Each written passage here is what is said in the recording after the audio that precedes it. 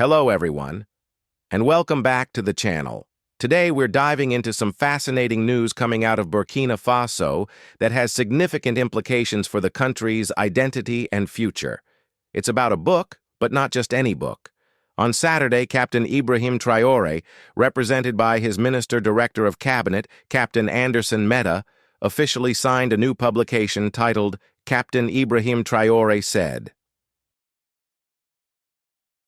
This book is a comprehensive collection of all his speeches, from the moment he took power on September 30th, 2022, all the way to the proclamation of the Popular and Progressive Revolution on April 1st, 2025.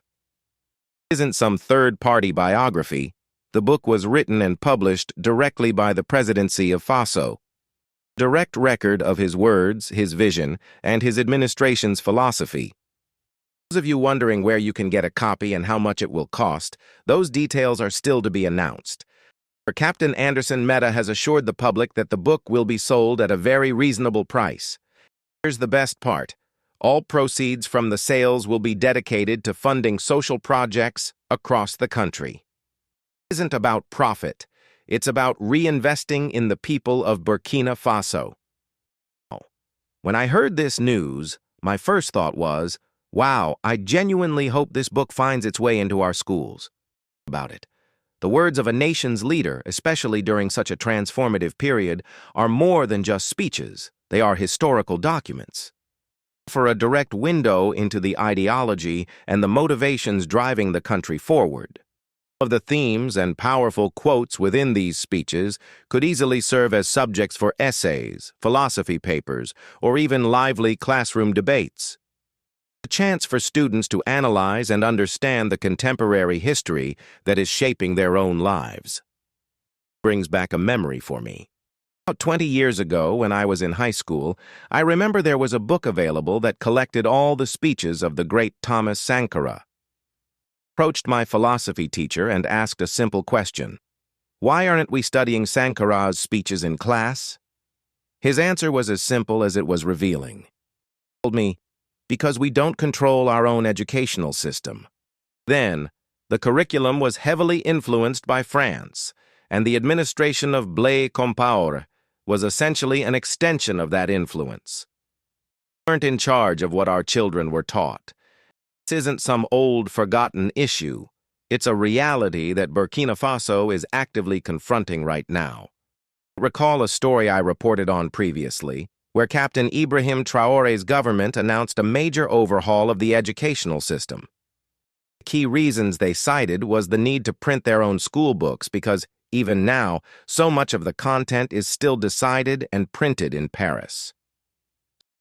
When I see a book like Captain Ibrahim Traoré Said being published, I see it as more than just a collection of speeches. I see it as a powerful step towards reclaiming national sovereignty, starting with the minds of the younger generation. Declaration that Burkinabe history and Burkinabe thought matter. Why I believe this is such a good thing. I would much rather see our young brothers and sisters in school studying the words of their own leaders, grappling with the challenges and opportunities facing their own nation, than spending countless hours on subjects that, while historically important, are not our history. I'm talking about the endless lessons on World War I and World War II, conflicts that were primarily European wars. Deep dives into the Industrial Revolution of Great Britain and the intricacies of American agriculture. Be clear, I'm not saying these topics have no value. Balance has been completely wrong for far too long.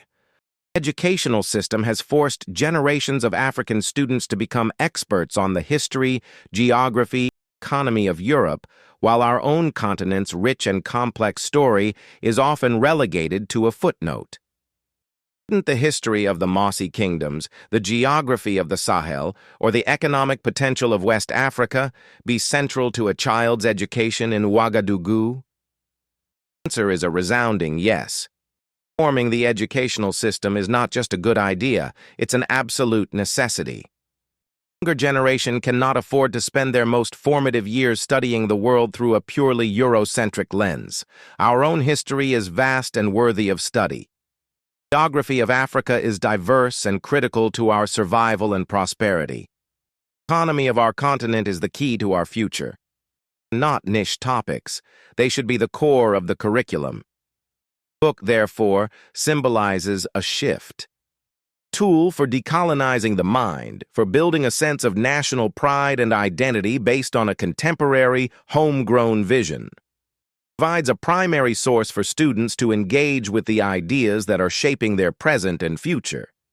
Allows them to critically assess the path their country is on, using the very words of the leader who is steering the ship.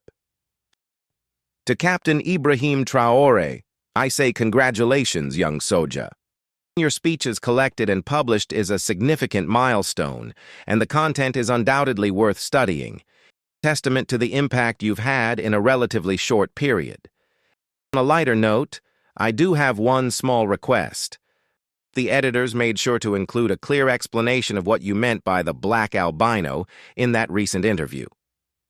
As I have to be honest, people are still a little confused about that one, and we could all use some clarification. Jokes aside, this is a momentous occasion about taking control of the national narrative and ensuring that the next generation of Burkinabe citizens are educated, inspired, and empowered by their own stories, their own leaders, and their own vision for the future. What do you all think about this? Do you believe that the speeches of current leaders should be taught in schools? How important is it for a country to control its own educational curriculum? Let me know your thoughts in the comments below. I'm really curious to hear your perspectives on this. Thank you so much for watching and for being part of this important conversation. If you found this video insightful, please give it a thumbs up. Don't forget to subscribe to the channel and hit that notification bell so you never miss an update. Support helps us continue to bring you these stories. Until next time, take care and stay informed.